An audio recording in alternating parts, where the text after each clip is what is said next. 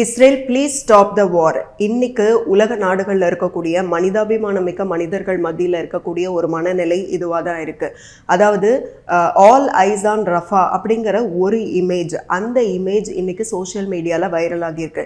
இது வைரல் ஆகி இருக்கிறதுக்கான காரணங்கள் அப்படின்னு பார்த்தோன்னா, இஸ்ரேல் பாலஸ்தீனத்துக்கு இடையில் நடைபெற்று வரக்கூடிய அந்த போர். ஃபர்ஸ்ட் இஸ்ரேல் அப்படிங்கிறது ஒரு பெரிய நாடு, பாலஸ்தீனம் அப்படிங்கிறது ஒரு சிறிய நாடு. அதாவது இஸ்ரேலை பொறுத்த வரைக்கும் அவங்களுடைய எண்ணம் என்னவா இருக்குன்னா, பாலஸ்தீனத்தில் இருக்கக்கூடிய ஹமாஸ் அமைப்பினர், ஆயுதமேந்திய குழுவினர் அப்படின்னு சொல்லுவோம், அந்த ஹமாஸ் அமைப்பினரை அழிக்கிறது தான் இவங்களோட ஒரே குறிக்கோளாக இருக்கு. அதே போல அந்த பாலஸ்தீனத்தில் இருக்கக்கூடிய ஹமாஸ் அமைப்பினர் இவங்களை இஸ்ரேலும் சரி அமெரிக்காவும் சரி அவங்கவுங்க கண்ட்ரியில் தீவிரவாத அமைப்பினராக டிக்ளேர் பண்ணி வச்சுருக்காங்க. ஸோ அந்த அளவுக்கு இஸ்ரேல் இந்த ஹமாஸ் அமைப்பினரை அழிக்கணுங்கிறதுல குறிக்கோளாக இருக்கிறது மாதிரி, இந்த ஹமாஸ் அமைப்பினர் எப்படியாவது இஸ்ரேலோட பிடியிலிருந்து இந்த பாலஸ்தீனத்தை காப்பாற்றணும் அப்படின்னு சொல்லி அந்த இஸ்ரேல் நாட்டு மேலே தொடர்ச்சியாக தாக்குதலை நடத்திட்டு வராங்க. ஸோ இப்படிப்பட்ட ஒரு சூழலில் கடந்த ஆண்டு அக்டோபர் மாதத்தில் இஸ்ரேல் ஹமாஸ் மேலே போரை தொடுத்தாங்க. அதாவது பாலஸ்தீனம் மேலே போர் தொடுக்கிறாங்க. ஸோ அப்படியே அவங்க ரெண்டு பேருக்கு இடையில மாற்றி மாற்றி ஏவுகணைகள் வீசி தாக்குகிறது. இந்த மாதிரி வார் ரொம்ப சீரியஸான வாராக இன்னைக்கு வரைக்கும் போயிட்டுருக்கு. அதாவது அந்த இமேஜில் பார்க்க முடியும். ஆக்சுவலாக இது ரஃபால எடுக்கப்பட்ட ஒரு இமேஜ் கிடையாது. அது ஏஐயால் ஜென்ரேட் பண்ணப்பட்ட ஒரு இமேஜ். இஸ்ரேல் கண்டினியூஸாக இந்த பாலஸ்தீனத்தை அட்டாக் பண்ணிகிட்டே தான் வராங்க. ஸோ அவங்க ஸ்டார்டிங்கில் நார்த் சைடில் நாங்கள் அட்டாக் பண்ண போகிறோம், பீப்புள் அந்த மத்திய பகுதிக்கு போங்க, நாட்டோட மத்திய பகுதிக்கு போங்க அப்படின்னு சொல்லி மக்களை விரட்டி அடித்தாங்க. ஸோ அப்போ பார்த்திங்கன்னா அங்கே ஏன்னா நார்த் சைடில் இருக்கக்கூடிய ஹமாஸ் அமைப்பினரை நாங்கள் தாக்க போகிறோம், நீங்கள் மத்திய பகுதிக்கு போங்கன்னு சொல்லிட்டாங்க. அப்போ மத்திய பகுதிக்கு நகர்ந்த மக்கள் அதுக்கப்புறம் திரும்ப ஹமாஸ் அமைப்பினரை நாங்கள் மத்திய பகுதியில் தாக்க போகிறோம் அப்படின்னு சொன்னதுக்கப்புறம் அவங்க மத்திய பகுதியிலேருந்து சவுத் சைட் போனாங்க. சவுத் சைடில் பார்த்தோம் அப்படின்னா இப்போது கடைசியாக நாங்கள் சவுத் சைடில் இருக்கக்கூடிய இந்த லாஸ்ட் அந்த ரஃபா அப்படிங்கிற அந்த சிட்டி எங்கே இருக்குன்னா, எகிப்தோட அந்த எல்லையோரமாக இருக்கக்கூடிய ஒரு சிட்டி. இந்த ரஃபா சிட்டியில் தான் நிறைய பொதுமக்கள் அகதிகளாக அந்த டென்ட்டெல்லாம் போட்டுட்டு அங்கங்கே வசிக்கிறாங்க.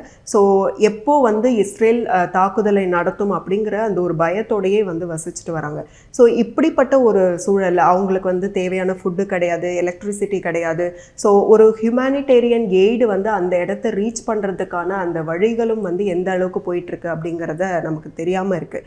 அதாவது இப்படிப்பட்ட ஒரு வார் அதுவும் இப்போது அந்த ரஃபா சிட்டி ஏன் உற்று நோக்கப்படுது அப்படின்னு பார்த்தோன்னா, இருக்கிற எல்லா இடத்துல இருந்தும் பொதுமக்கள் நகர்ந்து அந்த ரஃபா சிட்டியில் இருக்கும்போது அந்த ரஃபா மீது தாக்குதல் நடத்தக்கூடாது. ஏன்னா இஸ்ரேலுக்கு இது வரைக்கும் அமெரிக்கா ஆயுதங்கள் கொடுத்து அவங்கள என்கரேஜ் பண்ணிட்டு இருந்தாங்க.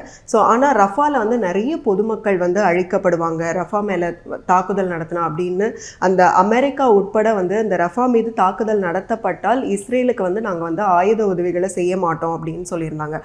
அப்படி இருந்தும், அதாவது ஜோ பைடனோட சப்போர்ட் இல்லை அப்படின்னு தெரிஞ்சும் நெதன்யாகு இந்த மாதிரியான ஒரு விஷயத்தை அந்த இஸ்ரேல் கட்டமைச்சிருக்கிறது அப்படிங்கிறதெல்லாம் உற்று நோக்கப்படுது.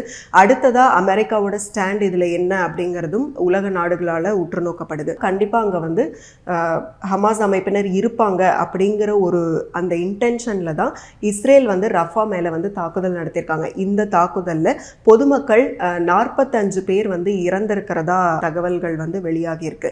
ஸோ இந்த 45 பேர்ல நிறைய குழந்தைகள் இறந்திருக்கிறது தான் சோகத்திற்குரிய விஷயம். பாலிவுட் ஆக்ட்ரஸஸ் நிறைய பேர், அதாவது பிரியங்கா சோப்ரா, ஆலியா பட், அப்புறம் கரீனா கபூர், இவங்க எல்லாருமே இதை போஸ்டா போட்டு தங்களுடைய ஆதரவை பாலஸ்தீனத்தில், அதுவும் குறிப்பாக ரஃபா சிட்டி பொதுமக்களுக்கு தங்களுடைய ஆதரவை தெரிவிக்கிற விதமாக தான் இந்த போஸ்ட்டை போட்டுட்டு வராங்க.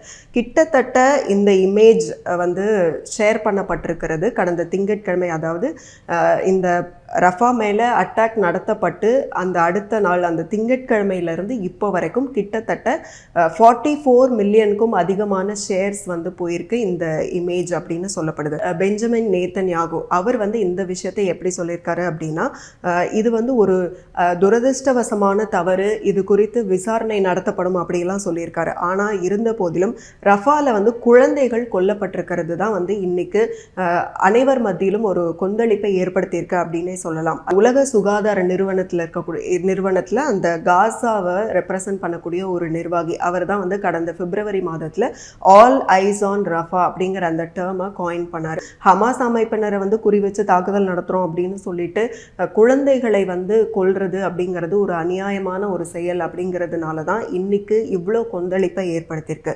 நிறைய கண்ட்ரீஸில் வந்து இஸ்ரேலோட இந்த தாக்குதலை எதிர்த்து போராட்டங்கள் நடக்குது.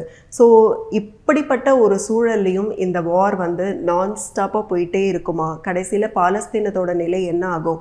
இஸ்ரேல் என்ன தான் செய்ய போகிறாங்க? இதில் வந்து அமெரிக்கா வந்து இதுக்கப்புறமும் அவங்களுக்கு வந்து ஹெல்ப் பண்ணுவாங்களா? இந்த மாதிரியான நிறைய விஷயங்கள் முன்னாடி இருக்கு. பொறுத்திருந்து பார்க்கலாம் இதோட அடுத்த கட்ட நகர்வு என்னங்கிறத.